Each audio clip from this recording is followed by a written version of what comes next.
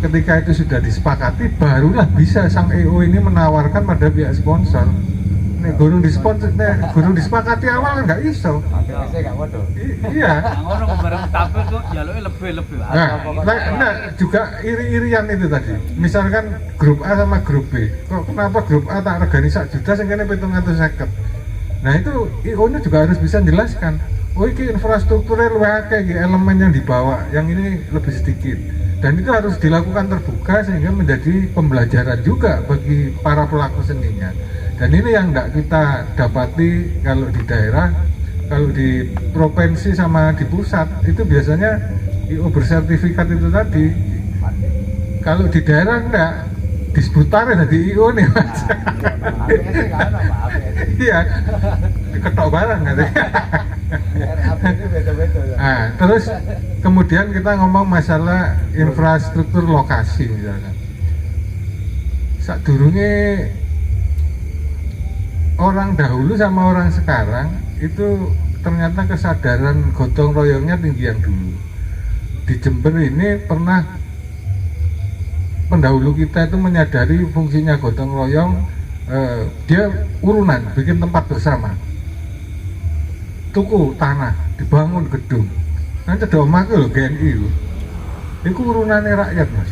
Tapi sekarang kenapa kok diplang sama milik Pemkab? Sejak kapan Pemkab itu untuk perolehan mana itu?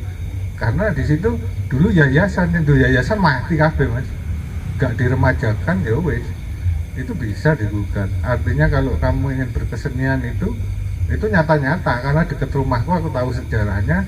Kalau rakyat ingin mengendaki harusnya ikut sebagai fasilitasmu. Tapi memang kayak yang kami studi banding ke Jawa Tengah dan Bali, itu ada desa-desa tertentu, satu kabupaten idealnya punya 5 tempat kegiatan kebudayaan. Satu di ibu kotanya, yaitu katakanlah kota Jember. Kemudian menurut mata anginnya, ada yang di desa utara di mana diposkan, itu kok dibangun kayak amphitheater mas. Itu nggak perlu mewah, sederhana aja, dari bambu-bambu ya nggak apa-apa, tapi paling enggak deh latihanin nang kono pagelaran gedene nang ibu kota misalkan kan gitu. Apa?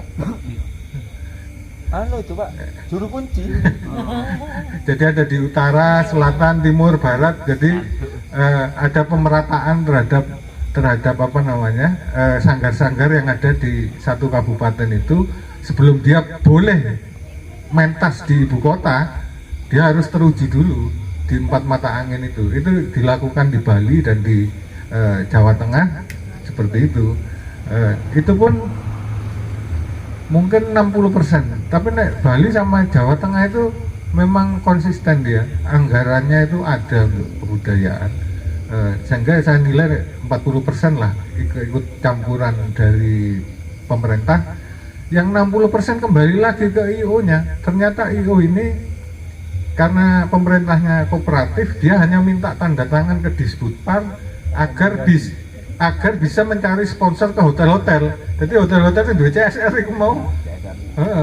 Jadi antara hotel-hotel yang punya CSR direkomendasi Disbudpar bahwa kegiatannya bukan fiktif, maka dibangunlah amphitheater di 4 penjuru itu. Itu yang saya alami ketika studi banding di Jawa Tengah dan Bali. Nah, sekarang kalau mati, termasuk mati. jadi repotnya itu tadi.